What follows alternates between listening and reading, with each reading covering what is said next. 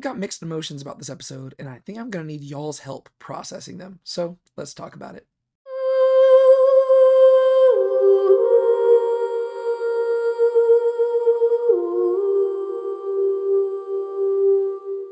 Welcome back to Now Let's Be Honest. I'm David Tate, and today we are doing a plot breakdown and spoiler talk of The Chosen Season 5, Episode 7, which is the second episode in The Chosen Last Supper Part 3, which is currently in theaters, and it also happens to be the second to last episode in The Chosen Season 5 altogether. Long story short, this is The Chosen Season 5, Episode 7, and like I've mentioned in my previous videos, this is not my in-depth official breakdown of the episode. That's going to come later on whenever we actually have the episodes available on streaming and more people can watch it, and whenever I can actually take clips from those episodes and edit them into the video. For right now, all we're doing is I am going through my notes here, and I am just sharing the plot details of what I saw whenever I saw it in theaters, and I'm just kind of sharing my thoughts along the way. And so if you're wanting something a little bit more official, come back later on and we will do that. Right now, this is kind of just a very unofficial way for us to just sit back, talk through the episode, and I will admit that there are some times where there are details that I just missed because I was taking notes as I was watching the episode so I could talk through it with y'all. In the last episode, there was a whole plot point that I just absolutely missed because it turns out that every single time that plot point appeared on screen, I was looking down at my notes, taking notes. And so that's going to happen sometimes, and just be patient with me there. And so we're going to be doing that today. But before we actually hop into the episode itself, I just want to offer a disclaimer that honestly, it kind of frustrates me a little bit that I have to make this disclaimer this deep into the show. But after having read my comments on the last episode, because the last episode, I was a little bit more critical of the show. And I tried to make some disclaimers throughout that video just to clarify that all because I'm sharing my criticisms of the show does not mean that I'm suggesting that I could do it better, nor is it me suggesting that I know the solution to the problem. But I was still reading the comments, and some people, for some reason, and this has been the case for all 5 seasons of the show, for some reason, people get really upset whenever anybody raises a criticism about The Chosen. And I think that as Christians, this is very concerning because to me, I think we should be able to disagree about things while also staying unified with one another, and we should be able to do it in a very loving manner. And one thing you'll notice with pretty much all of my criticisms is that I'm actually not criticizing any of the theological takes or the biblical stuff in the show. Really, a lot of the criticisms that I'm sharing are more just from an artistic perspective and just my concern in regards to just the artistic, the well-being of the show. And so really, none of the stuff that I'm talking about are really hills to die on. I am simply sharing my thoughts. My channel is called Now Let's Be Honest, and so I am being honest in regards to my experience with the show. And I'm all about hearing y'all's opinions too, and there might be places where I criticize something and y'all have a different opinion. And I am totally fine with us having a different opinion. I think that as Christians, we are no better than the world if we crucify every single person who has a different opinion than ourselves, right? I think we need to be able to have unity amidst diversity and diversity amidst unity, right? We need to be able to, voice different opinions while also loving each other throughout that. And I'm not saying this just as a defense mechanism. Sometimes I see y'all attacking each other in the comments too, and I don't think that's healthy either. I think that there's room for disagreement on stuff, and we need to realize that there are hills to die on and there are hills that are not to die on, and we should just be able to share our thoughts, right? Because this show is, above all, it's just a piece of art, right? And art can be criticized, and the creators of the show are totally fine with their art being criticized, and they're not claiming that it is perfect.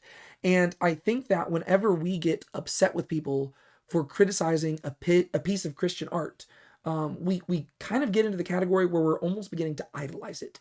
And we don't want to do that, right? This is a piece of art, and that's all it is, right? It is a piece of fallible art. It's amazing art, hence why I talk about the show so much, because I think it's genuinely one of the most amazing pieces of Christian art that has ever been produced, but there's still things that can be critiqued. And so I just wanted to clarify that.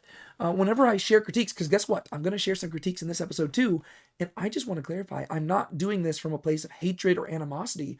I love this show, and I love talking about the show. That's why I do breakdowns of every single episode. If it was a show I didn't like, I wouldn't cover it. But I think that as Christians, we need to be better, and we need to be able to be unified amidst our different opinions. And then maybe if you do have a differing opinion where you liked something I didn't like, just share your thoughts in the comments down below, and I might read that comment, and it might actually change my opinion. Because yes, as Christians, our opinions can change too. And I want to have some of these issues resolved. And so I just wanted to clarify that because honestly, while I enjoy doing all this YouTube stuff, my heart is more pastoral in nature. and I care about the unity of the church and our testimony about Christ. And if somebody who is not a Christian hops on this YouTube channel and they see a bunch of Christians just crucifying each other in the comment section, that's not a good look, right? Especially if they realize that the arguments are stemming from such petty places, right? And so we need to be able to be unified, and let's try to glorify God above all right? That all being said, let's hop into the episode breakdown.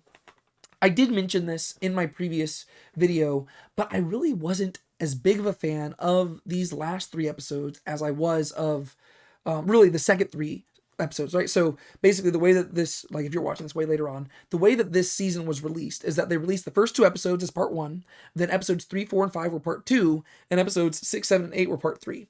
And part 2, in my opinion, was the best of the season, and not only the best of the season, but actually some of the best episodes The Chosen's ever produced. Like, I genuinely think those 3 episodes are really, really strong, and I had barely anything to criticize because they're just genuinely amazing episodes. And in my last video, I mentioned that I thought that these 3 episodes were stronger than episodes 1 and 2, but weaker than episodes 3, 4, and 5. But I'm going to be entirely honest with you. The more that I've sat on these episodes, it's literally only been like, a day and a half since I actually filmed my last video. But the more that I've thought about the plot of these episodes, I actually think that maybe episodes 1 and 2 were stronger than episodes 6, 7, and 8. And just to kind of clarify what I mean by that, I think I actually enjoyed these 3 episodes more than I enjoyed episodes 1 and 2. But whenever I actually think about why I enjoyed the episodes, I think they stand a lot, like, I think the individual scenes of the episodes stand, like I think they're more enjoyable to watch and engage in, and they feel a little bit less meandering. But whenever you actually consider the overall plot and the structure of the episodes individually, I think that's where it begins to fall apart. And that's why I have so many more critiques about these episodes. And again, they're just mainly artistic critiques, to where I'm more just looking at this from the perspective of a storyteller, and I'm trying to figure out a little bit of like why my experience with these isn't necessarily reflective, like why me breaking down the episodes later on doesn't necessarily match my experience of sitting in the theater watching it. Because whenever I was sitting in the theater watching it, I was like, wow, this is really good. But it's only about processing it later on where I'm like, man, there's some issues here, right? And so that's kind of where I'm coming from here. And I think that's going to become most glaring in this episode. Because in many ways, we're going to talk about this in a little bit, but to me, it almost feels like this episode right here would have been better formatted as 2 different episodes. Because the first half of the episode, I absolutely love. And the second half of the episode, I absolutely love. But they do not feel like the same episode, and it feels very disjointed structure-wise, to where it feels like a very sudden shift, to where even in the theatrical experience, I felt like, oh, okay, things are very different now. And it was very strange. So I was like, okay, I see what they're doing, and it's strange. And it actually carries on into episode 8, to where it just seems to me that these final 3 episodes are just structured very weird. And there's a lot of plot development things that they did that just are very curious to me. And so, like I said, I'm going to be criticizing things, and I don't want to have to clarify the nature of my criticisms again and again throughout this video, because I know that can get annoying and redundant. But just know I'm coming at this from a place of genuinely loving the show. But there's just things that I've got questions about, and I want to see if maybe y'all have different opinions and stuff, okay? So let's walk through this plot. We open up, as has been the case with all previous 6 episodes, with a Last Supper scene. But this scene is actually going to set up the very beginning of the Last Supper, which means that this is the last scene in the whole season, which is going to have the Last Supper in it, right? And so, we're going to have the Last Supper kind of later on. We'll talk about that. But this one is going to be the last part where we actually get it at the very beginning. So 7 out of the 8 episodes have a little Last Supper scene leading up. And this is kind of what I'd speculated. I kind of had a feeling that they weren't going to do it all the way through the 8th episode. I had a feeling that there was going to be some point where we met in the middle, and I speculated it was going to be either episode 7 or episode 8. And sure enough, it is episode 7 where that happens. And so basically, this is the last little bookended thing that we have right there. And what we see here is that we see John Mark ushering Jesus into the upper room. We don't know who John Mark is yet, but we're going to meet him very, very shortly, right? So we got this guy who's ushering Jesus into the room. Jesus dismisses him back to his parents. And with that, Jesus turns to the apostles and he lets them know the schedule for the night, right? They're going to eat, they're going to share that meal together, and then eventually they're going to get up and they're going to go to the Garden of Gethsemane. The reason why it's important that he lets them know this information right now is because Judas is going to need to know where to bring the guards later on, right? Whereas, biblically speaking, the Bible tells us that Jesus brought his disciples to the Garden of Gethsemane regularly. And so most likely he wouldn't have needed to tell them, hey, we're going to go to the Garden of Gethsemane. And so Judas would have probably been able to figure out where they were at just because they regularly went there. Whereas in the show, they've never gone there before. And so it's just important from a plot detail that he needs to say, hey, we're going to the Garden of Gethsemane, so that Judas knows, okay, that's where they're going afterwards. That's where I bring the guards. And so Jesus tells them the schedule. And then John mentions that they need to wash their feet. But then at this point, we see that Jesus already put on a towel.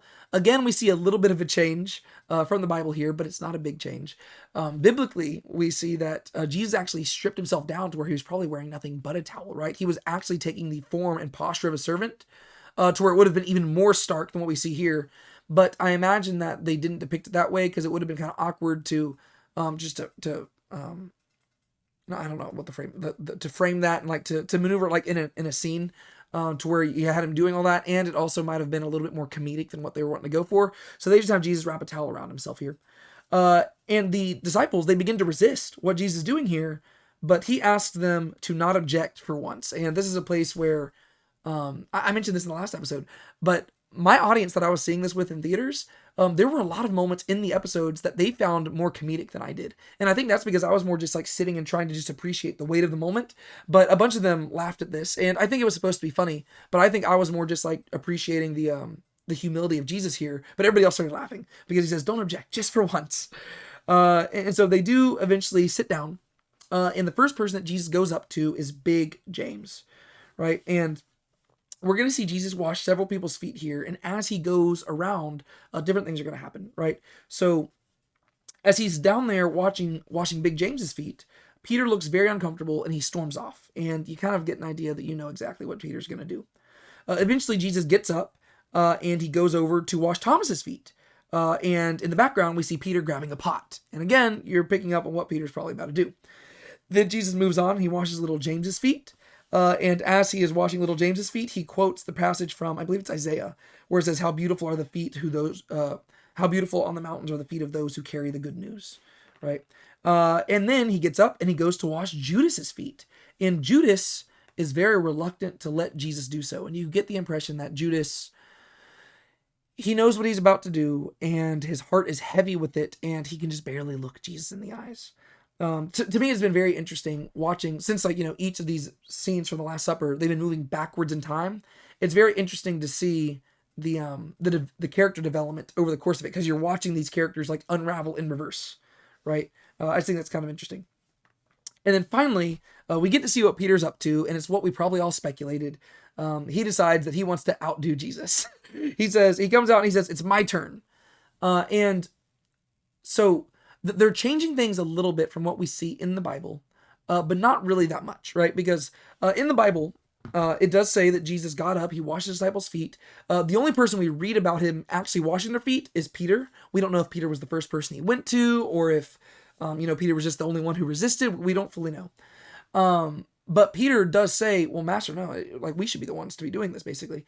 And Peter does resist. And so basically what we see here is just like an expansion of that moment, to where the Bible never says that Peter went and grabbed a towel and put it on and stuff, but it's very consistent with Peter's character in Scripture. And one thing that I have said whenever I have taught through these passages in Scripture is that while Jesus is having the worst night in human history, this night leading into his betrayal and stuff, I would say that Peter is at a close second, and it really does begin right here in this moment. Because whenever you actually look at just all the different accounts of the Last Supper that we read about in the Bible, basically it just looks like this was the night where Peter is trying so hard to impress Jesus, but he's refusing to actually hear Jesus and listen, right? Because we have evidence to think that maybe Peter sat at the lowest spot at the table, which could tie to one of Jesus' teachings where he's saying, hey, whenever somebody has you at a table, sit at the lowest spot so they can bump you up. But Jesus does not bump Peter up. And so it's like, okay, Peter's just sitting at the lowest spot. And then you have this moment with the foot washing where, Jesus is washing people's feet and Peter recognizes we don't deserve for our master to be our servant. We should be the one washing his feet. And so he wants to do the reverse. He says, no, we should wash your feet. But Jesus says, well, no, if I don't wash your feet, you have no part with me. And then Peter says, oh, well, if that's the case, then wash all of me. And again, Peter, again and again, he's trying to impress Jesus. And he's trying to show what a good disciple he is, when in reality, all Jesus wants Peter to do is listen. It's the same message that the prophet Samuel criticized King Saul for, right? To hear is better than to sacrifice. To obey is better than to sacrifice. God doesn't simply want our external obedience. He wants our internal heart transformation. He wants us to hear him and listen to him, and then from a transformed heart, our actions will be different. Whereas Peter, he's simply trying to do things that look good, right? He sits at the lowest spot because that's what Jesus said to do. He resists having his feet washed because he knows theologically that Jesus should not be serving him, right? And then he says, oh, well, in that case, wash all of me, because he wants to seem like he is just the one who's gung-ho for Jesus. And then really his night's going to continue to unravel, right? Because everybody else is going to say, we would never betray you. And he says, you know what? Not only would I not betray you, I would die for you. And then Jesus is going to say, you'll deny me 3 times. And then eventually they are going to go to the garden and Peter's going to fall asleep 3 times. And while others fall asleep, Jesus is going to call him out in particular, and he's going to call him Simon when he calls him out. And then eventually this obviously culminates with whenever Jesus is arrested. Peter, he's like desperate, and he pulls out his sword and he just like tries to defend Jesus, and Jesus rebukes him, right? And then you just keep on moving along. Peter denies Jesus. He flees. He's not even there whenever Jesus is crucified. And so, like I said, Jesus has the worst night of everybody, but Peter's at a close second. And it really does begin with this moment right here. And there's really a lot we can learn from Peter here in regards to how to be proper followers of Christ. And so in the scene, Peter gets up. He says, my turn. He wants to wash Jesus' feet.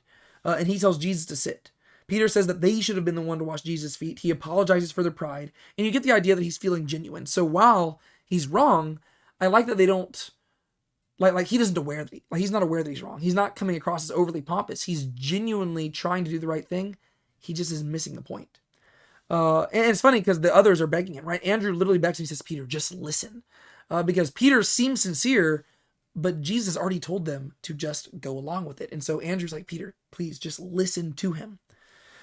Jesus says that they need to trust him more than ever, even if they do not have understanding. And he communicates that if he does not wash them, they have no share in what he's doing. And this is particularly addressed to Peter. And so Peter falls on his knees and he asks him to wash everything. And then Peter and Nathaniel, they laugh, right? Because they're like, okay, this is well, not Peter and Nathaniel. I forget. It was somebody else in Nathaniel. Obviously it's not Peter because Peter's the one asking. But somebody in Nathaniel, they laugh at this. And Jesus responds and says, sometimes Peter is still Simon. I think maybe it was Philip and Nathaniel. But Jesus says, Peter is still Simon. And he says that washing the feet will be enough. He says, Simon, you already took a bath earlier. You don't need an entire bath. I get your heart's intention, but you simply need your feet washed. It's simply about listening to me and what I'm saying.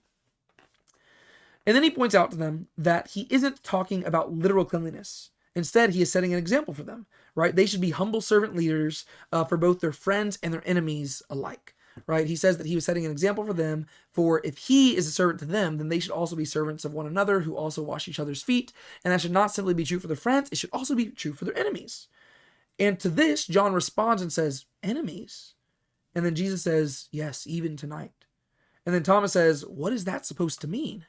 And from this, we cut to the opening credits, because that is where the previous episode's scene began, right? With Thomas saying, what is that supposed to mean, right? Who are you referring to?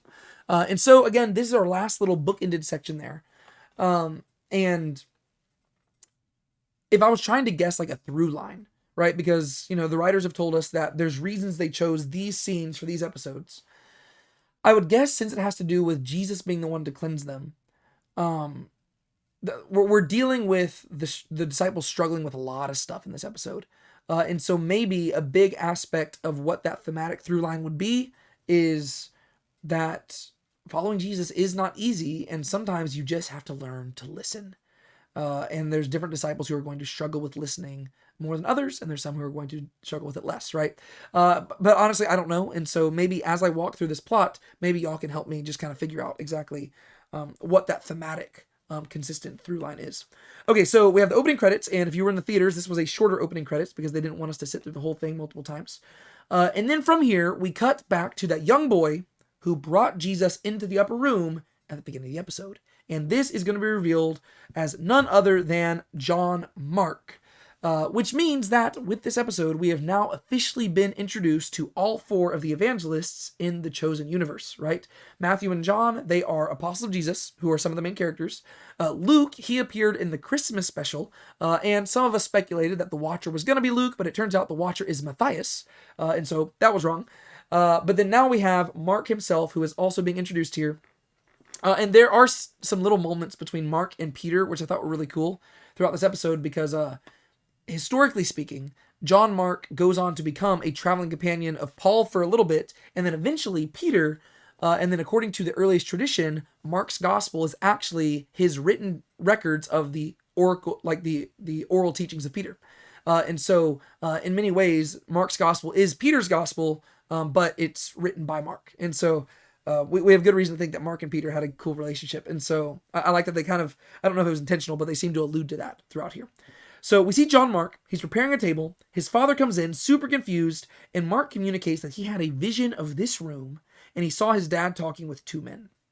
He also saw himself standing at the well holding a jar, and there's a bunch of things that are just very confusing about this, because he says that whenever his dad was talking to the 2 men, these men asked a hyper-specific question that he could not explain. And then he also couldn't explain why he would be at the well with a jar whenever typically it was women who would be at the well with a jar. I thought that this was a clever way of setting up the story, because it makes it to where John Mark is in the know on things, and it lets you know that John Mark has a special relationship with the Holy Spirit, right? Which is cool, because he's going to go on to write one of the Gospels, right? So the Holy Spirit is communicating to him through a vision here. And he also suggests, I forget what he said, but he says that there were previous moments where he has had visions like this as well, right? And so the idea is that John Mark regularly receives visions from God. He has a really strong relationship with God, and that kind of paves the way for later on. He's going to be one of the guys who writes one of the Gospels. So that's kind of cool. But as him and his dad are exiting the room, they notice that there's graffiti on the wall saying that Jesus is the Messiah. And Mark says that he believes that Jesus is the Messiah, but the dad says no. The dad actually seems to believe about this, but it seems like his dad is more in like the Nicodemus and Yusuf camp of things, where he's like, okay, we got to keep this quiet, because not everybody likes the idea that Jesus is the Messiah. So the dad agrees, but Mark is the one who is a little bit bolder in his faith there. And so his dad ends up handing Mark a pot and tells him to go get water to wash off the graffiti. And this is where Mark smiles and says, happy to. This is obviously setting up the fact that, the prophecy or the vision is beginning to come true, right? Because now they have an explanation for why Mark has to go do this, because his mother is off somewhere else, so she can't go and fill up the pot with water. So that's kind of fun. Like I said, the first half of this episode, I actually really dug. I actually like to me, the first half of this episode was leaps and bounds ahead of the previous episode. But the back half of the episode is where I'm going to start having more of my critiques. But so far, I am actually loving pretty much all we're seeing here. Next we got to Big James at a restaurant. It's always funny to me. I kind of forget the idea that restaurants probably existed back then. But yeah, Big James is at a restaurant. He's drinking some stuff, and he notices that somebody is watching him and following him. It's kind of a weird scene. But then he very quickly realizes that these are some of Kaufman's men. And so Big James gets up, he tracks down Peter, and he tries to tell Peter that they need to go, but Peter's just not picking up on the message until Big James eventually goes and just grabs and says, we need to go now. And so he drags Peter away, and they notice that Kaufman and some of his men, they're reporting to the Romans.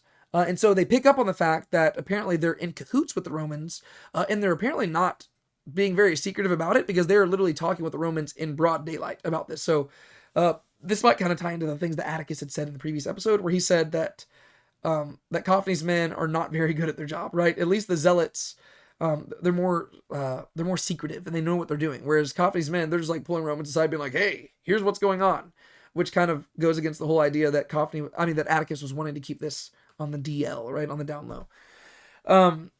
And so Big James and them figure that out, and then they eventually return back to Phoebe's place, and they decide not to tell the others, right? They say, you know what, let's just not tell the others for right now. And that's because the others are preparing for Passover. I don't fully understand why they wouldn't want to tell the others, especially because in a few moments, they're going to decide to tell the others anyways. But for some reason, at this moment, they're like, let's not tell the others. Let's not get them freaked out. But then James ends up talking to them and says, hey guys, we can't celebrate the Passover in a pagan house, right? There's so many issues with this that it's just not actually feasible. And then so that they say, okay, well, let's go talk to Jesus and see if he has another plan, right? Let's see if he has something else planned for this whole situation. And so they go to Jesus, they tell him that Passover begins tonight, and there's where Jesus begins to tease them. He says, Passover already? Oh man, I didn't know that. And then they're confused by this, and then he just begins laughing, and he says, it gets you every time. And this is very similar to, I forget exactly how the interaction went, but it was in the last season whenever James and John came before Jesus, and it was right before they made the request about like sitting at his left and right hands. But basically, it was a very similar type of joke where he's like, they said something, and he's like, oh, I had no idea. And I don't know, that's funny humor. I could see Jesus doing stuff like that. He ultimately tells Peter and John to go to the southern portion of the upper city and to look for a young man carrying a jar of water. And this is where you're beginning to put two and two together. You're like, oh, okay, he's looking for Mark. He gives them the details, and he says, does that answer your question? And John says, yes, it does, in a surprisingly detailed way. And that's because Jesus literally broke down, like, all they asked was a simple question. They said, hey, what do you want to do for Passover? And Jesus says, here's what you're going to do. And he gives them, like, a very specific list of things. And I like this. It's almost like a Bible reading joke, because whenever you read this encounter in scripture, because this is from scripture, where like they ask, what do we want to do for Passover? And he like tells them what to do. Whenever you read it, it's kind of funny because he goes into so much detail and you're like, huh, that must have been weird instructions to receive. And so I love that, like, John's like, yeah, it does, in a surprisingly detailed way. So that's kind of cool. And so as an audience, we're obviously putting two and two together. Oh, okay. So they're going to go find John Mark, and they're going to have the supper at John Mark's house. And this is something that the Bible does not explicitly tell us, that John Mark's house is where the Last Supper was held. But there is an early church tradition which does suggest that to be the case, mainly because of some stuff that happens in the book of Acts, and also just other traditions outside of the Bible. And so we have good reason to think that John Mark is going to be, we know this so far in the Bible, or in the show. We know that John Mark is going to be the one who ultimately brings them to the house, right? We're going to see that in this episode. But also, we have evidence to suggest that they're also going off another interpretation about John Mark being another character in the Gospels as well. Because whenever you're reading the Gospel of Mark, there is this one verse that's like a blink and you miss it verse, after Jesus is arrested, whenever it says that the guards tried to apprehend a young man who was wearing nothing but a linen sheet, and then the guards grabbed his sheet and the man ran away naked. And people have always wondered what's up with that, like that little verse right there. And some scholars have guessed maybe this is Mark talking about himself, like the one time he was actually involved in the story. And it seems like that they're probably heading in that direction as well, because there's certain things that will happen in this episode and the next episode, which would seem to suggest that John Mark might end up following them to the Garden of Gethsemane, and he might be there whenever the guards apprehend Jesus. So I think that's kind of cool, to where those are not specifically confirmed in scripture, but they're rolling with it because that is a common interpretation. And so John says, yes, it does, in a surprisingly detailed way. And then James sends Thaddeus with Peter and John. And then after this point, James begins to tell everybody that they're not having Passover there. He tells them about Cophni's men. He says that they will have to leave in staggered intervals and to go in strange ways to the upper room to throw off the scent. And they point out that Judas is out somewhere, and we're going to pick up and see where Judas is at in a second. One thing that is interesting, and this is where I'm probably going to need y'all's help understanding exactly what's going on here, is I'm trying to figure out exactly why, and maybe as I walk through the plot, I'll figure this out better for myself. But I'm trying to figure out why Thaddeus was sent with Peter and John. Because in the Bible, we know that there were two disciples who went, and I forget I think it might even tell us it was Peter and John who went. But I can't recall. It might just say two disciples, but I'm pretty sure it says Peter and John. So we know that they're the ones who went and set this whole thing up. It doesn't tell us that there was a third disciple with them, so that wasn't that necessary. I'm assuming that the only reason, because what they're going to use Thaddeus for is they're going to say, hey, go back to the other guys and let them know the location of the place. And so they need a third person to just communicate where the location is at. I guess Peter and John, since they're going to be busy preparing it, they just need somebody else to communicate it. I'm assuming that's what it is. But to me, it also seems like it was just a setup for how this episode's going to end and how the next episode's going to begin. But then that also is confusing me, because we'll talk about that when we get there, probably in the next video. It falls a little bit flat to me. It feels like it was supposed to be something much more dramatic, to where it almost felt like there was another storyline that was supposed to take place that got cut out in regards to Thaddeus. Just because the way that this episode is going to end is with them almost setting up that something super dramatic is happening with Thaddeus, and then the way that episode 8 begins, it kind of gives us the answer to that, but to me, it doesn't like live up to the hype of it. And so this is where I'm just, as a viewer, this is something that even in the theatrical experience, I was confused about, because I was like, oh, they're having Thaddeus go with. This seems interesting. And then they set it up at the end of the episode where it was going to be a big reveal, and then it didn't seem like it was that big of a reveal. And so I'm trying to figure out if I'm just like missing on something or something like that. And so if y'all have an answer for that, just kind of maybe help explain that to me. But anyways, so like I said, Big James does tell them that they're not having Passover there, and he tells them about Coffney's men, which again kind of confused me, because he literally just said, let's not tell them about Coffney's men. And now the only difference is that John and Thaddeus aren't there. I mean, Peter's not there either, but Peter already knew. So John and Thaddeus aren't there, and now James says, okay, now I can tell them. I don't know. That was strange to me, but I guess maybe it was because now they're not as busy anymore, whereas he didn't want to disrupt them setting stuff up. I don't know. Like, so something about that was just confusing. I didn't understand why he could tell them now, whereas he didn't want to tell them earlier. But anyways, we pick up with Judas, and he's walking through the streets. Keep in mind, he has now made his deal with the devil, right? He has agreed to betray Jesus, and he runs into his sister, Devorah. And we met Devorah back at the beginning of season 3, I believe it was. So after Judas accepted his call to the ministry, he interacted with Devorah, and that was the only time we've ever seen her. But now they run into each other, and she says that she is fully a part of the Jesus thing now, right? Like, she's all about Jesus. She says she was part of the Hosanna crowd, and she says, you were right for once in your life. He's really the one. He's the Messiah, and you're following him. And Judas admits that he's been wrong about things before, and you get the impression he's trying to set her up for the fact that maybe Jesus isn't the Messiah. But she says that she's so proud of him, as would their parents be, and it kind of puts him in a really awkward place, because he's having all these doubts, yet his sister is all of a sudden all on board with this, where she was formerly the one who was trying to convince him to not follow Jesus, and this is really putting him in just an awkward place. Again, this was a great scene. She asks him when the big moment will happen. And whenever she says big moment, she has in mind the same sorts of things that he had in mind, right? She is expecting the Messiah to overthrow Rome.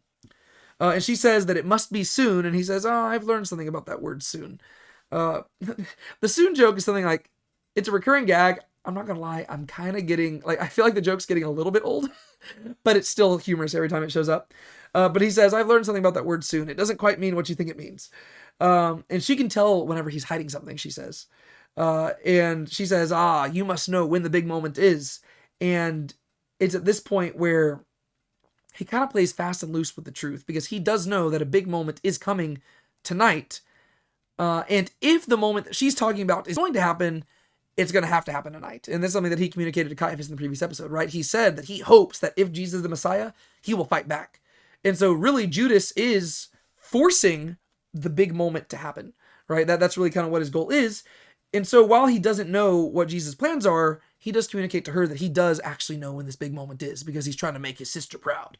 And so he says that he does know when it's going to be, and she speculates that it will be tonight because of the prophecies regarding the Passover.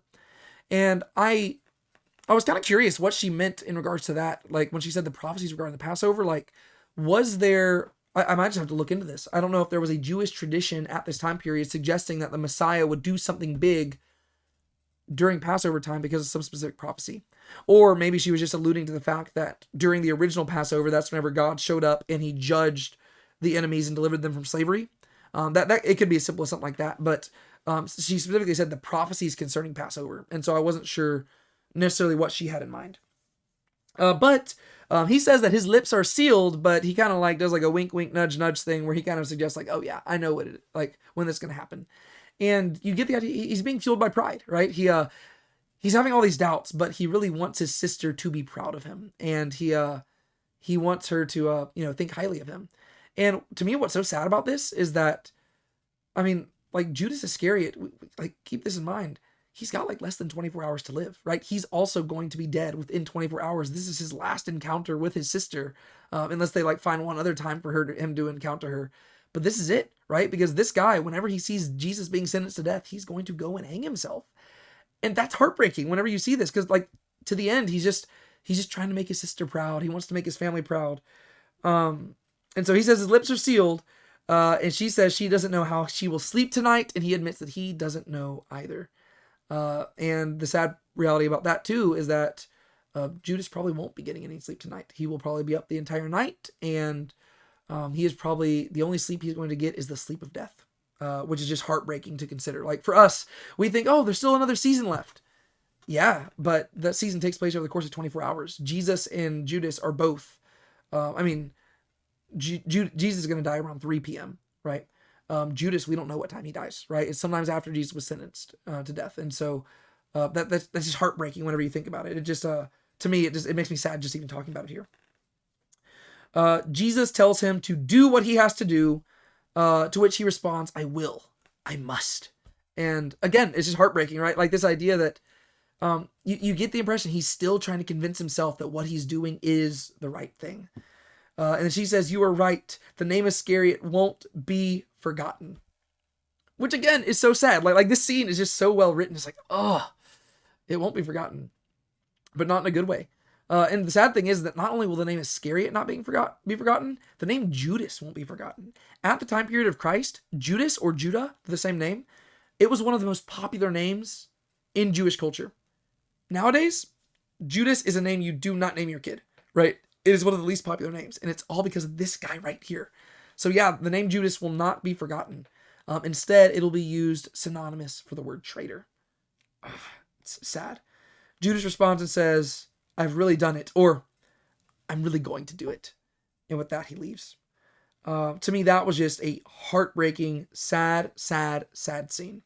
And we've got mainly one more scene before the episode is going to have a super big tonal shift, right? Peter, John, and Thaddeus, they come to the well where they see a boy filling a pot with water. And again, this is John Mark. And I really like how they characterize John Mark here, because he just seems kind of like smug throughout this whole thing, where it's like he just knows at this moment as he's filling water that people are going to be watching him and that people are going to follow him because he's confident in God. Like I like the characterization of Mark here. He's a very interesting character, and I don't know. He was kind of cool. I liked him. So they follow Mark as he leaves the well, and they just follow him. And whenever they arrive at the location, John tells Thaddeus to go and tell the others where the location is at before they've even talked with the master of the house, right? So they send Thaddeus away. And then Peter and John, they approach the master of the house, which is John Mark's father. They say that they have a message from the person whose name is written on the house, right? Which is a reference to Jesus, right? It says Jesus is the Messiah. And Mark is smiling throughout all of this because it's kind of putting his dad in place. And he's also he's seeing a vision and prophecy fulfilled before his very eyes, which would probably be pretty cool. Peter says, the teacher says, my time is at hand. Where is the guest room where I can eat the Passover with my disciples? And Mark confirms that these are in fact the men from his vision. And so the dad reluctantly agrees, but he realizes, okay, we have no option. I mean, this is evidently from God. And so inside the upper room, you have John and Peter setting things up, and Mark is helping them out.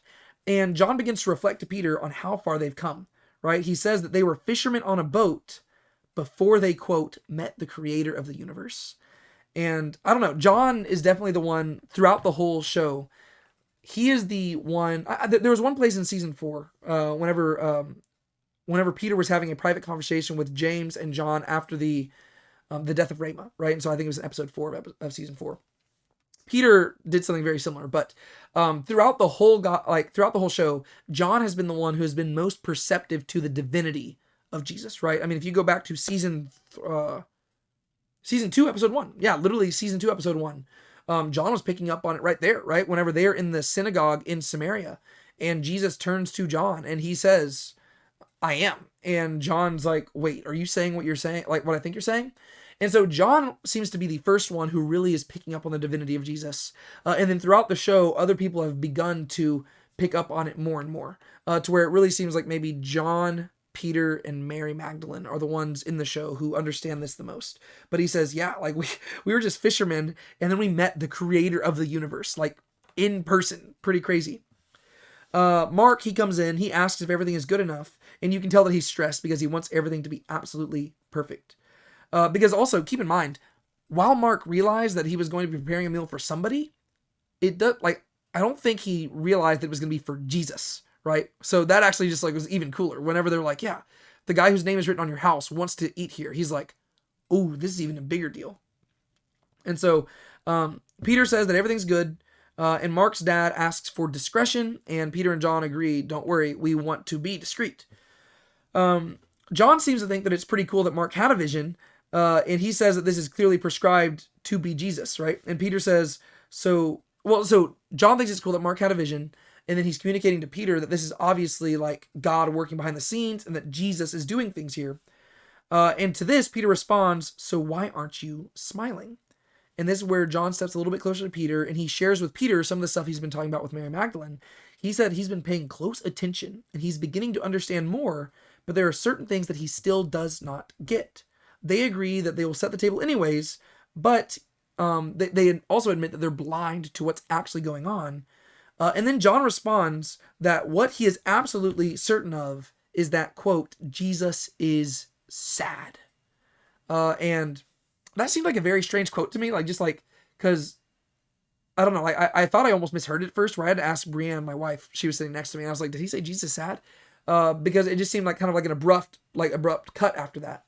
But I think this ultimately alludes to, in episode 8, Jesus is going to turn to John and say, I'm so sad. And so I think that kind of parallels there.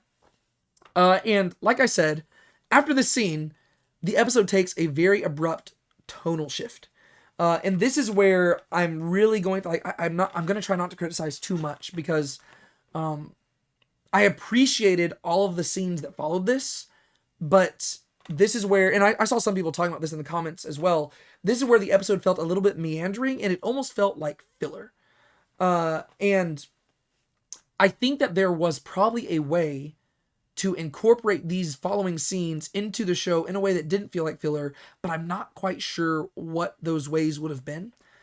To where I do have critiques of it, but I don't know. Like I appreciate the creativity of what they're about to do for the rest of the episode, but part of it really does throw off the structure of the episode, to where, to me, this episode would have almost been better as 2 episodes, where what we just had was 1 episode, like a shorter episode, and then this next episode was a separate one, because that would kind of work structure-wise a little bit.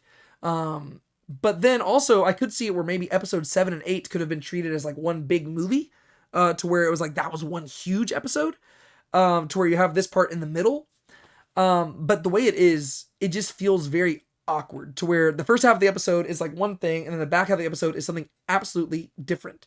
To where basically the rest of the episode is just a series of vignettes, where basically we're just following the apostles as they make their way to the Last Supper, right? They're making their way to the upper room, and along the way, they're going to see certain things that remind them of moments earlier in their life. And there's not necessarily a single, there's not like a pattern of what each of these scenes is. Some of them involve the first time they encountered Jesus. Some of them simply involve like emotional moments in their life when they were at a low point.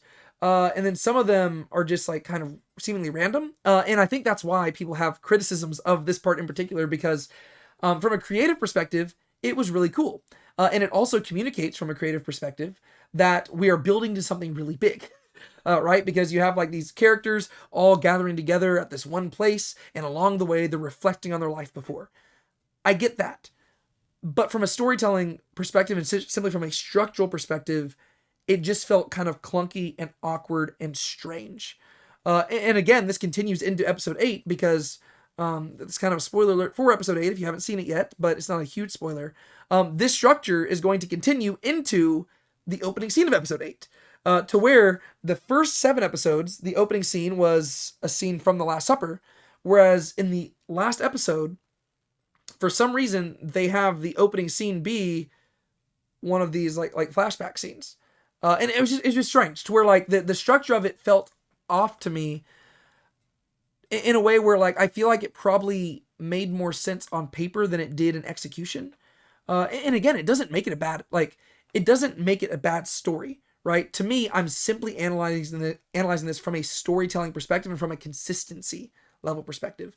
But the individual scenes themselves, as I'm about to detail, I enjoyed them for what they were, and I thought they were fun to watch. But from an analysis perspective, it just felt awkward and clunky, and it felt like, okay, we're just watching a series of scenes that really didn't feel as connected, right? And I was able to pick up on what was going on literally from the first scene, because, so just to get back into the plot, after John says that Jesus is sad, we cut to a butcher. And literally from this shot right here, it was literally so jarring. Just because you basically see this animal just like hanging there with like the blood seeping down. And it was so jarring to me. I was like, it almost felt like I was watching a different show, to where I remember it literally cut to that scene. And even in the theater, I thought that like the projector or something had like malfunctioned and it had cut to a totally different movie or show altogether. But then Simon Z walks by. I was like, oh no, this is part of the episode. But then I was like, is this like a new episode? Because it didn't cut to the Chosen or something like that. To where it actually threw me off a little bit. To where I was like, something felt very different here. And again, I don't know what the explanation of that is. To where I don't know if maybe like the 8th episode was actually supposed to be a really long episode and it was supposed to start with this.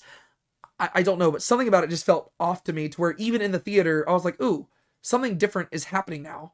But it cut to the butcher, and we see Simon Z passing by, and as he walks around, he sees blood draining just out the door of the butcher's house.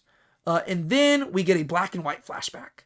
And again, from a creative perspective, I appreciated the boldness of this, right? I think it's cool whenever Christian entertainment and Christian shows, they try to do something bold, creatively speaking and artistically speaking, that's just different than like a typical movie or TV show. I think that's really cool, and I think we need Christians who are willing to explore that stuff.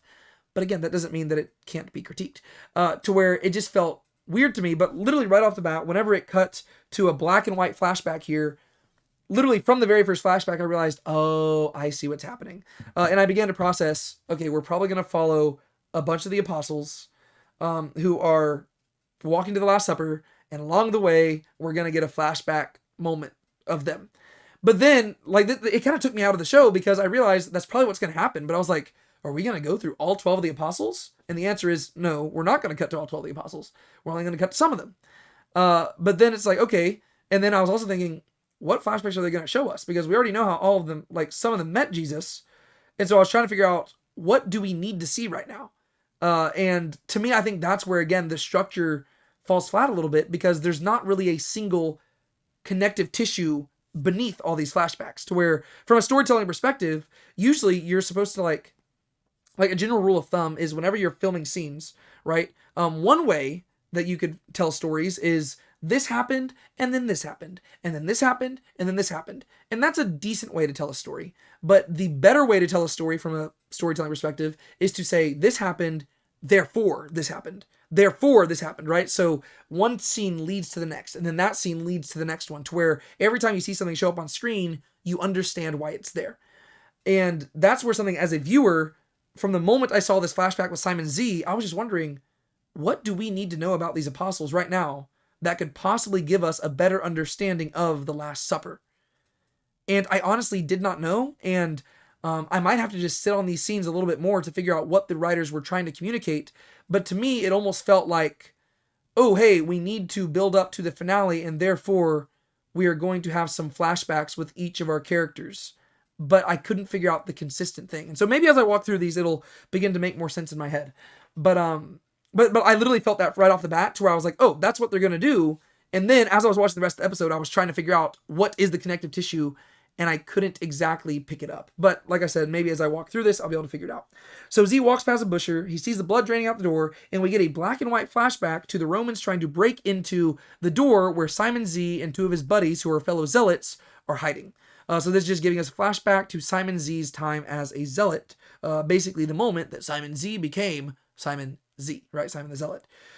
So Z tells his friend Micah and another dude to flee while he's going to fight back and fight the Romans and lay down his life.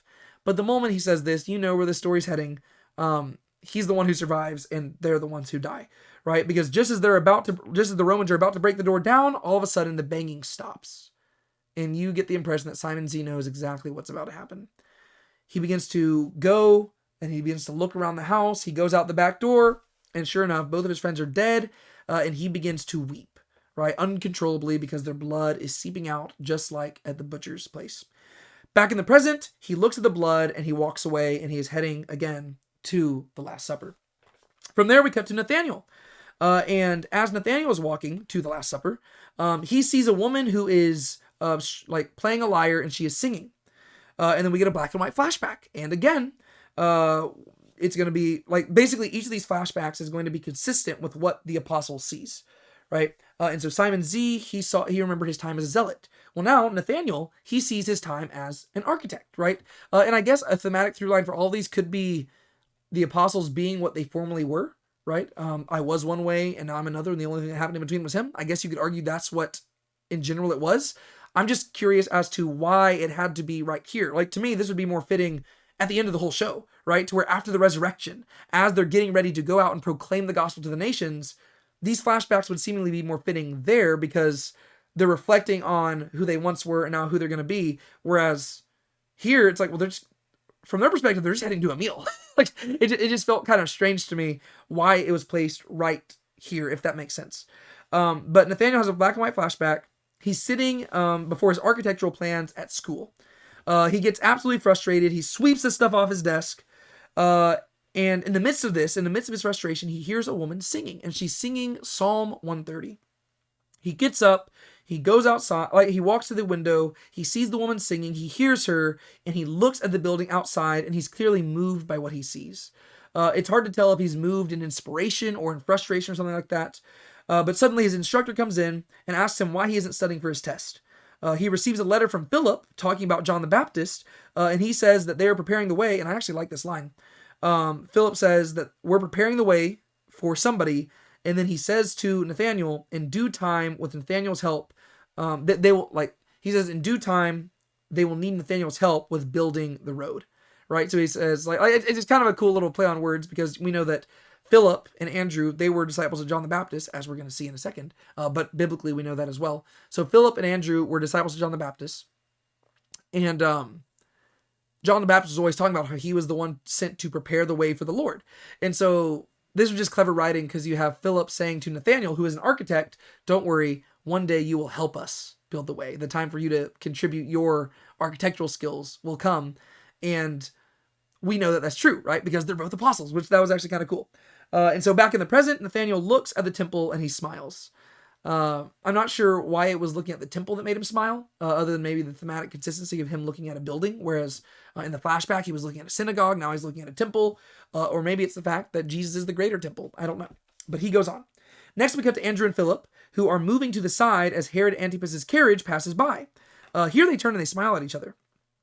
And I will admit that this to me was a very strange reaction from the two of them, because whenever I think of Andrew, Philip, and Herod Antipas, the first thing I think about is John the Baptist being murdered, and I would think that these guys would be mad to be near Herod Antipas, but they didn't even address that in the scene. Instead, they're just laughing because of a mutual memory they have from whenever they were following John the Baptist, right? So we get a black and white flashback of them walking with John the Baptist down a road, and we see the Romans are clearing the path for a very important person. And this was kind of cool because basically this is the Chosen's way of showing us what it would have been like in the ancient world. Like whenever the Bible says in Isaiah chapter 40, a voice crying in the wilderness, prepare the way for the Lord. What is that referring to? Well, it's referring to an ancient custom of people preparing the way and smoothing out the path so that a royal person could come in without being on like a bumpy road, and they could basically just have their way prepared. And so this was actually kind of a cool scene to witness, because you're like, oh, cool. Like we're actually getting to see the Romans preparing the way for a royal official. And John rebukes them for messing with the roads. He says that he will tell them about a way more important person who he is preparing the path for, which is again an allusion to that Isaiah passage, right? And then he begins to quote to them things that he does say elsewhere in his ministry, where he says the axe is already at the root of the trees. But this gives a deeper meaning to that phrase, because here you literally have them cutting down trees to prepare the way for this royal person. And so I was like, oh, okay, that's kind of like, it was a clever way to take John's words and apply them in a very physical manner that would now make sense to the audience, right? Oh, the axe is at the root of the trees because he is like the person is on his way. Like it's time for the person to arrive. He rebukes the Romans and he tells them to stop ripping off people and be content with their wages, which is again, straight out of scripture.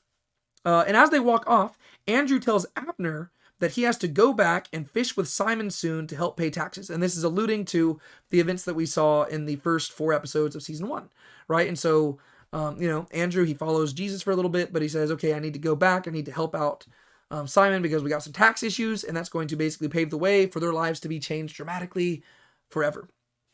But presumably, I'm trying to work through the context of all this here. This is before Jesus was baptized or anything like that. And it's definitely before, well, I don't know. I'm trying to figure out the chronology of this, because we know that Andrew showed up in the first 2 episodes of The Chosen season 1. And we know that it was in episode 4 whenever he says, hey, I was just with John the Baptist and I just met the Lamb of God who takes away the sins of the world. And so we know that Andrew met Jesus in between episodes 2 and 4. But he hasn't met Jesus here. And so I'm assuming that either this event takes place before the events of episode 1 or it takes place in between the events of episodes 2 and 4. But if he's been traveling around with them, it seems like he's been traveling around with a while. So I'm assuming that these events take place before the events of episode 1. But I'm just not even sure. Also, I was going to ask, is this our first time seeing Abner? Because I know we've heard about Abner before, like one of the followers of John the Baptist. Oh, no. I forgot. We did see him because he was we've actually seen him a few times. I forgot about that. We saw him whenever they came to question Jesus, right? About like whenever he says like John was in prison and he had a question about Jesus. We saw Abner then, and then I think Abner was also the one who communicated to Jesus about John the Baptist's death. So we have seen Abner a few times. And so I remembered that. So as they walk off, Andrew tells Abner that he has to go back and fish with Simon to help soon to pay the taxes. And then Philip, repeating John's words from a moment ago, he says that the Messiah must be coming soon, right? Because the axe is already laid at the foot of the trees. They're preparing the way. And so you get the idea that Philip is perceiving this stuff better than the others. Andrew says that he's hungry, and Philip says, oh, we've got plenty of food. And he says, we got candied locusts. And everybody takes a laugh at this in the audience and on the screen. And so after Herod passes by back in the present, Andrew and Philip pass by and they return to the Last Supper. And so again, I'm guessing that the thematic through line of all of this is just people like flashbacks to who they were in their past. But I don't know. I'm confused because like this next one to me complicates that, because we do know that so far, like we've got, Simon the Zealot, he was a zealot. Nathaniel was an architect. Andrew and Philip were followers of John the Baptist. So all that's consistent. But with Thomas, the main thing that he was prior to following Jesus was, like he worked for a vineyard, right? But that's not the flashback we see with Thomas, right? So that's why it's very confusing to me. I'm trying to figure out like what is the consistent thing other than simply showing things from the people's past. Because it's not like all these are heartbreaking, right? Simon the Zealot's and Thomas's are very heartbreaking. Nathaniel's is kind of heartbreaking, but Andrew and Philip's was very lighthearted. And so I'm trying to just figure out what exactly the through line is of all these flashbacks, where what is this telling us that we need to know about these people as they go to the Last Supper? But Thomas, he's passing by and he sees a woman accidentally knock some pottery off of a cart and that pottery shatters on the ground. And this gives him a flashback. And it's a black and white flashback again, where we see Thomas's father announcing that there was a fight and that he will have to answer for it. I was actually kind of confused about what the nature of this fight was, because it was kind of just delivered very quickly, and I was trying to figure out even like what was even happening. And it just so happens that like he didn't even really get a chance to explain it all, because the moment that he's describing this, suddenly Romans barge in, they take the dad away, and pottery shatters on the ground as he leaves, and then Thomas is left there to just kind of hold his mom and like weep. And to me, this was probably I don't know, I need to get to the other ones. This was a very strange flashback, because I was like, I didn't fully understand. I don't know, like I knew that Thomas's dad died, but I didn't know that it was supposed to be in like a violent way. I don't think it had been alluded to that way, but I'm pretty sure both of his parents died. Is that not correct? Because I'm pretty sure he was an orphan. And so I don't know how his mom died, unless maybe she just died as a widow. Or maybe this isn't even the thing that led to his death. Maybe this is just a traumatic moment from his past. I don't know. But I got the impression that Thomas's parents died when he was a lot younger, whereas his dad is right here in this scene, and Thomas isn't that much younger than, like, I don't know, the way that Coffney and them described it is like, oh yeah, you came to us whenever you were like years ago, and like, I don't know, like this is where the Thomas scene really confused me, just chronologically speaking, because I was like, oh, the dad's alive and the mom's alive, so you're not an orphan, and you're not working with Coffney yet, and I don't know, like to me that was very, very confusing. I don't know if y'all felt the same way. But moving on to Matthew. Matthew is pushing through a crowd at the tax booth, and he sees someone spit on the man at the tax booth, and then he notices the Roman guard there, and this gives him a flashback to him and Gaius, and it's always fun to see Gaius. This is probably my favorite of the flashbacks, just because I enjoy that interaction between them. So we get a black and white flashback to someone spitting on Matthew on his first day on the job. Gaius won't let Matthew go home. He tells Matthew to get back to work. Gaius says that it's all part of the bargain. You lose friends and you make money. Matthew says he doesn't have friends, so Gaius says it's a win-win situation. Gaius discloses some of his background with his wife, a son, a slave boy, and Matthew says, okay, does that mean that I need to acquire a slave boy now as well, since I'm rich? And Gaius says, well, I didn't exactly purchase a slave boy. It was attained in different means, right? And so this is all alluding to stuff that we obviously know from season 4, that we ultimately know. Oh, and season 3, I guess. Season 3 and season 4 told us this. It all ties into Gaius' story. So that's kind of fun. One thing that I thought was interesting about this is that Gaius seems a lot warmer towards Matthew here than he did at the very beginning of the show. And I wonder how much like they rewrote the story just like in light of how like we know how likable Gaius is, but it seems like at the beginning of like season 1, episode 1, he was a lot like harsher towards Matthew, whereas in this scene he actually seems like he's already kind of taking a liking to Matthew very quickly, which I think actually in a little bit it kind of detracts from Gaius' character, because to me, what I like about Gaius' character is like, oh yeah, there's this guy who, you know, he was a really rough dude, but then over time, it's like he kind of just warms up to Matthew and he warms up to the whole thing. Whereas right here in this flashback, which chronologically is the earliest we've seen of Matthew, it seems like Gaius is already kind of warming up to him a little bit. But this is also kind of just a temptation that people face anytime. Like it's like whenever, whenever like years ago, whenever they did that Han Solo prequel movie for Star Wars, they kind of had a tough time with it because Han Solo is supposed to be this like really rough character who doesn't care about anybody. But that's not the type of character people want to watch in a movie. And so even in the prequel movie, they had to still make him like this dude with a heart of gold, which is kind of like, okay, well, that kind of takes away the character development later on, but it's fine. Like I said, I love the banter between Gaius and Matthew, and so I still really enjoyed this scene. And so Gaius says that he doesn't care if Matthew dies in his sleep, but if something happens while Matthew is on the job, he will have to do Matthew's job, and he says he does not like sitting, nor does he like math. So he tells Matthew that he has arranged for a driver to start escorting Matthew in secret, starting at the end of this shift. And to this, Matthew says thank you. And so this is kind of cool. This is like lore building from the show, because it lets us know, oh, this is how Matthew ended up with that escort at the beginning of the, it's season 1, episode 1. But this actually brings to mind the Han Solo thing again, because sometimes there are certain things, and I don't think this is like the worst case of this, but there are times in shows where like sometimes they over-explain things, like things that like you never wondered about. Like to me, I never wondered, oh shoot, I wonder how Matthew got hooked up with that escort dude from the beginning of episode 1. I literally never wondered that. But sometimes there is a temptation within shows for people to do that. And the Han Solo thing is like an exact example of that, where they're like, have you ever wondered where Han Solo got his dice? Well, we're about to tell you. Have you ever wondered where Han Solo got his last name? Well, we're about to tell you. Have you ever wondered where Han Solo got his vest or his gun? Well, we're about to tell you. And those are questions that people really just did not necessarily need to know the answer for. And sometimes giving the answer doesn't necessarily make it better. And I feel like that's one thing that The Chosen has done a little bit throughout the show. Like I mainly think of the bridal situation where they're like, hey, have you ever wondered how Jesus like sat on the donkey? Well, there was a bridle that was passed down. Have you ever wondered what leather Jesus used to make the whip? It was that same bridle. To where I'm like, I honestly never wondered that. And having an answer to it, it felt kind of weird. To where the bridle has always been like this weird thing in my head where I'm like, why are we drawing so much attention to this? But it's not like a big deal. It's just like one of those things that I didn't really need explained. I've never really, like, I don't know. Like, it's one of those things where I feel like this is kind of like that too. It's like, oh, well, now we know where Matthew got the escort. Okay, cool. To where like, it doesn't really add anything other than, to me, I guess the only thing it adds is it actually takes away from Gaius' character, because we see that he's actually providing for Matthew from the very beginning, even though I guess you could argue that his provision is more selfish in nature. But you also kind of get the impression that he's not actually being selfish. He's just trying to like put up like a hard face of selfishness, when in reality, he's trying to take care of Matthew. But I don't know. Like I said, I can criticize it while also enjoy it at the same time, because I still really like this scene, because I love the rapport between Matthew and Gaius, and I just liked it altogether. But there are some things where I'm like, okay, did I need that? Not necessarily, but it's always good to see Gaius again. So Matthew says thank you.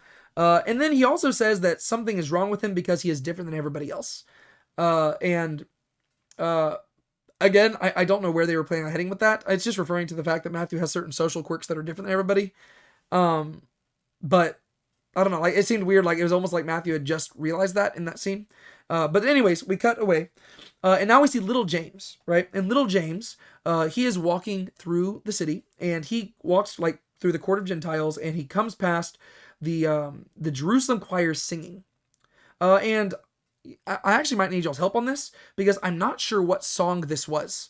I only picked up on a few of the lyrics, but I know it says, "Blessed be the great God above, in day and night revealed."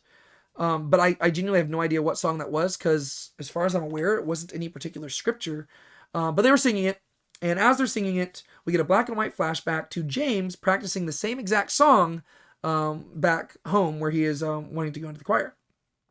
After the practice, all the different people are basically graduating, and they are going to go on to serve for to serve in the temple and serve in the choir in various different places, in synagogues and stuff.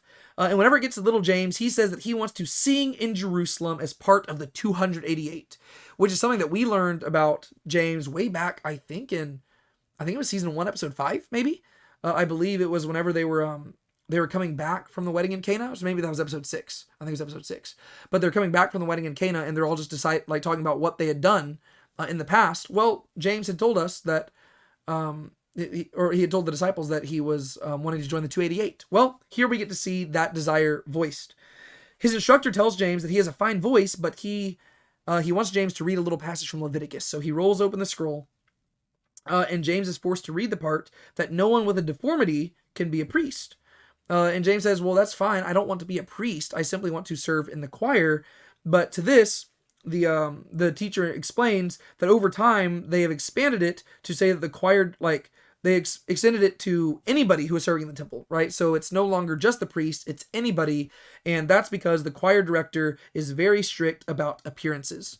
And to me, this actually ties back to what Malchus had been saying to John, where it's... in many ways, the stuff going on in the temple and with the priesthood was very corrupt, to where it had simply become about appearances.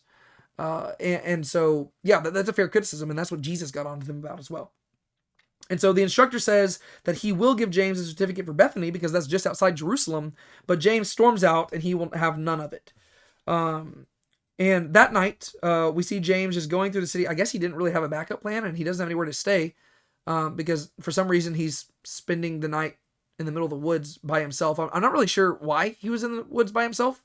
And I don't know. That kind of confused me, because I'm assuming if he was training at a choir place, he probably had a place to stay.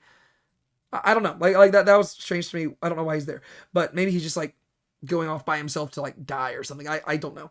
But that night, James, he fails to light a fire in the woods. And so he tries to sleep in the cold, but all of a sudden a hand touches his shoulder.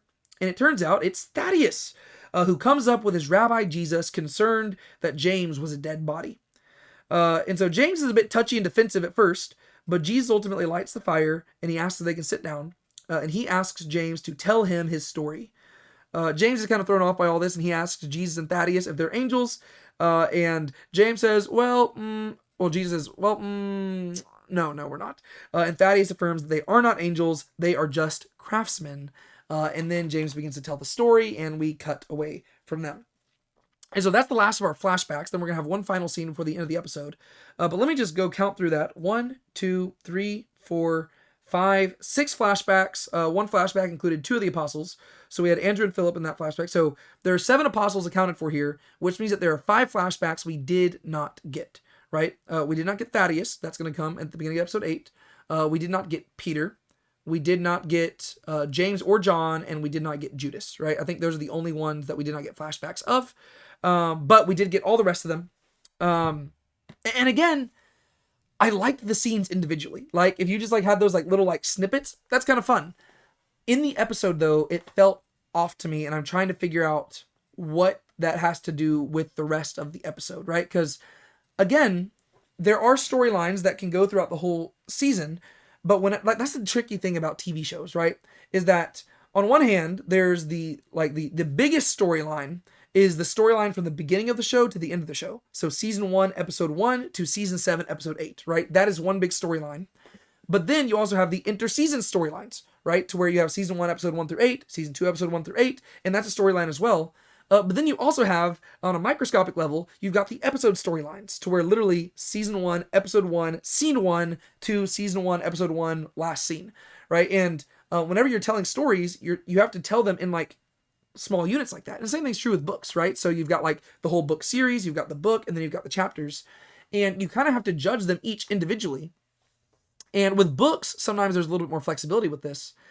But with episodes of TV shows, they're kind of supposed to be, there's supposed to be something to them that kind of unifies them. And this episode, while I really liked the episode, there just wasn't that unity to it, right? The first half was unified, and I loved that part. And the second half was interesting, but not necessarily unified, but I at least enjoyed what they were going for, and I appreciate it from a creative level. But I'm not sure what they were necessarily going for. But let's just talk about the final scene, and then we'll wrap up this video so that y'all can, like, yell at me in the comments or whatever y'all want to do.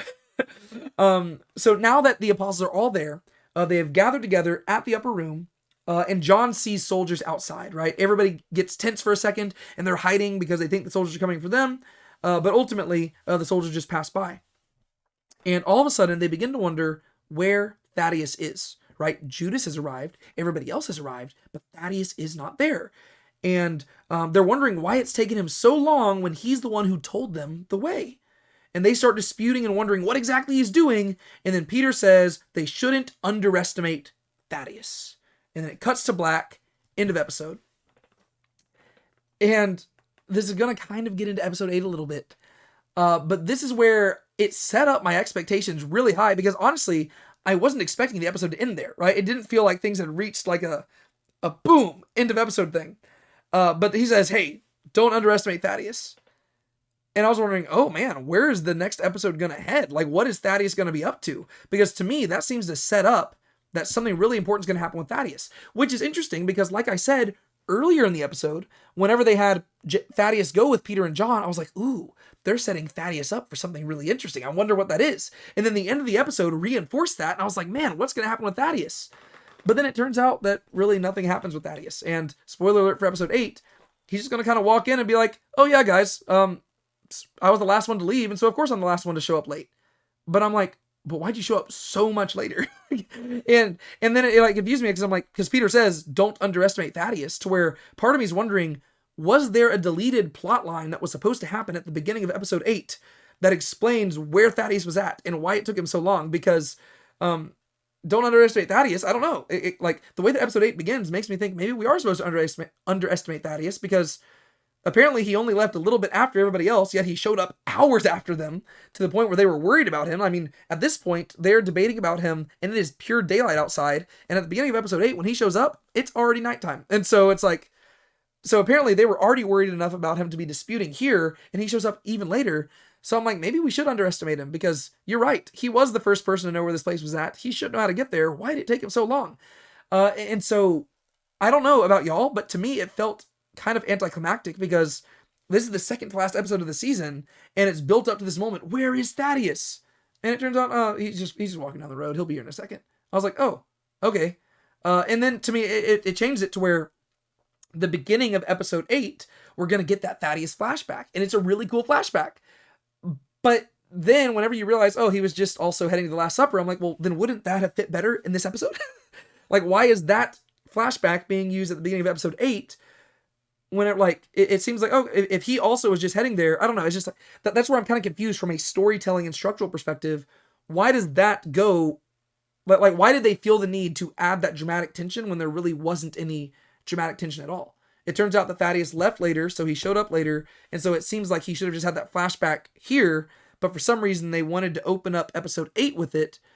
But then that also changes the structure of the whole season, because the first 7 episodes had flash forwards to the Last Supper, and then episode 8 for some reason has a flashback to Thaddeus. I don't know. It's just like stuff where from a structural perspective, I'm just confused at what the thought process was in the writing room.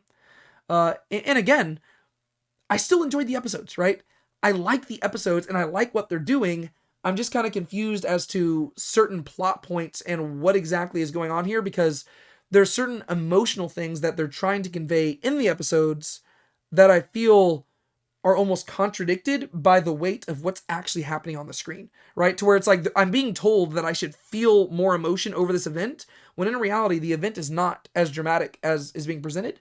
I don't know if that makes sense. And so I'll probably just stop talking, because if I criticize too much, I'm going to be like crucified in the comments, and I don't feel like dealing with that. I don't know. Sometimes it's kind of entertaining, because I think sometimes people forget that this is just a show, and it's just a piece of art. It's okay. We could just talk about it.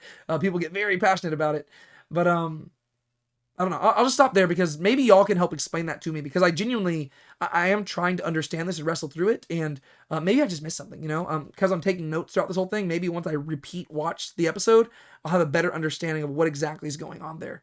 But for now, I'll just stop there. And if there's anything I missed, just let me know in the comments down below. I am more than willing to be corrected, and I'm more than willing to get yelled at. I don't mind. But thank you so much for watching this video. If you liked it, be sure to give the video a like. And if you haven't subscribed to the channel, be sure to do that as well, because I've got more videos like this coming out. We are going to be, after this, I've only got one more episode like this for episode 8 to do. And then I'm going to go back. I'm going to start doing my in-depth breakdowns of the House of David. And then eventually, once the Chosen stuff comes out on streaming, we will do our in-depth breakdowns of that as well. So we have got plenty of stuff that we're going to be covering over the course of the next several months and, Lord willing, years. So without further ado, my name is David Tate. This is Now Let's Be Honest. Be sure to keep a smile on your face. Don't let anybody steal your joy. Remember who you are. And yeah, have a great day.